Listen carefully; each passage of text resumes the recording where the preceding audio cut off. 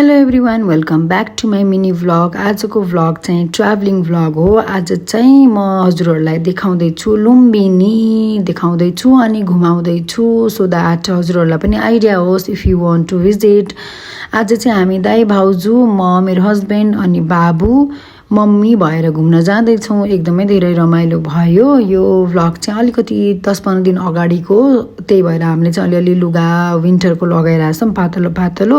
अब त एकदमै गर्मी भइसक्यो तराई रिजनमा, अब त हाफ टी सर्ट लगाएर पनि पसिना आउने बेला भइसक्यो। यो चाहिँ हो आजको फर्स्ट ठाउँ हामी जहाँ गएको थियौँ। वाइट थिममा एकदमै राम्रो पिसफुल थियो यहाँ। अब एज अलवेज म चाहिँ ट्राई गर्दैछु हेलो गाइज म भ्लग बनाउँदैछु भनेर, एन्ड देन लास्टमा चाहिँ म यहाँ फेरि भोइस ओभर गर्दैछु। त्यो चाहिँ मेरो बानी नै भइसक्यो। यो चाहिँ हो सेकेन्ड। यो चाहिँ कस्तो राम्रो, हेर्नु न कलर थिमहरू कस्तो मजाले बनेको।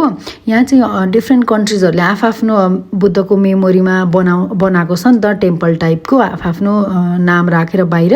त्यही भएर डिफ्रेन्ट कति राम्रो राम्रो छ। त्यहाँ चाहिँ लोटस टेम्पल टाइप लोटस स्ट्रक्चरको बन्दै रहेछ नयाँ। त्यो झन् कस्तो राम्रो बन्छ होला जस्तो लागेको थियो। एकदमै धेरै ठुलो थियो।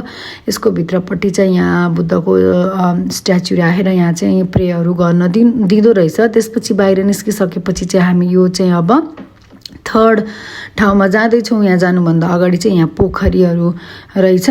त्यसपछि चाहिँ हामी यहाँ गयौँ अनि यहाँ पनि एकदमै राम्रो पिसफुल थियो, एकदम सफा थियो। पूजाहरू गर्ने नभएर हो कि के हो आई डोन्ट नो, तर सफा चाहिँ एकदमै धेरै सफा छ। लुम्बिनी चाहिँ बाहिरपट्टि चाहिँ अब अलिअलि फोहोर छ, तर भित्रपट्टि जहाँनिर यो आफ्नो आफ्नो देशहरूले गर्नुभएको छ त्यो चाहिँ एकदमै धेरै सफा छ।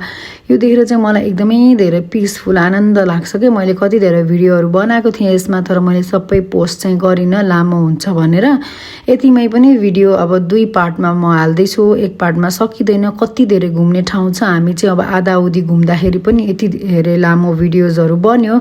अझै पुरा घुमे भए त कति धेरै बन्थ्यो होला। हामीलाई चाहिँ घर फिर्ता आउनु थियो, त्यही भएर मैले सबै ठाउँमा घुम्न नजाऊँ, फेरि पछि जाम्ला भनेर अनि हामी फर्किहाल्यौँ।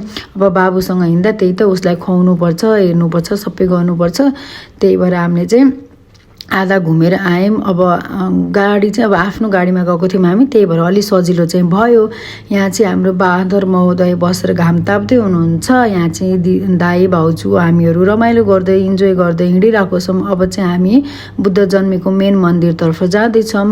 त्यो भिडियो चाहिँ म हजुरहरूलाई भोलि पोस्ट गर्नेछु। आई होप हजुरहरूलाई मेरो भ्लग राम्रो लाग्यो होला। राम्रो लाग्यो भने लाइक सेयर सब्सक्राइब अनि कमेन्ट गर्न नबिर्सिनु होला।